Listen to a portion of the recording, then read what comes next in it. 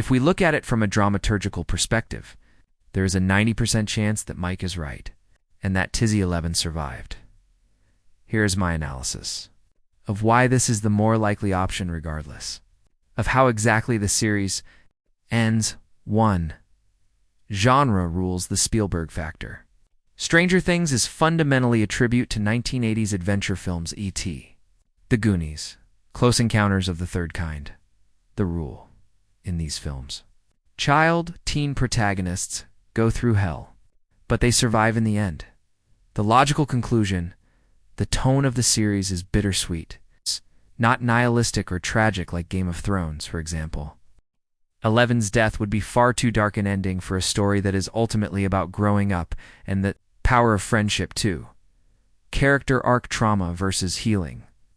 Eleven's entire life has been defined by experiments, pain, and constant fighting. A dramaturgical mistake if she were to die at the end. The message would be that there is no peace for her, only sacrifice. The proper ending: her narrative arc calls for her to finally live a normal life without fighting and without superpowers.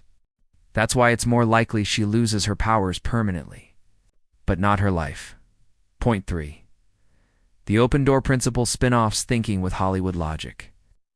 Netflix is not going to permanently kill off its most popular character, even if the main series ends. An ambiguous ending where Mike believes she's alive but we don't actually see her keeps the door open for a future return, a movie, or a continuation. 5 to 10 years later. Point 4. Mike's role in the story. Mike Wheeler is the heart of the series, as Will said.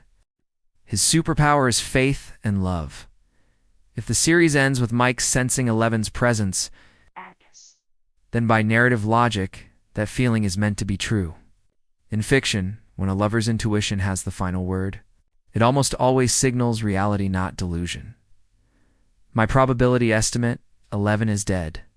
10% too depressing. Doesn't fit the brand. Closing parenthesis. 11 is alive but trapped in another dimension / hiding. Mike's theory: 90%. So if I had to bet, I'd put my money on her having escaped.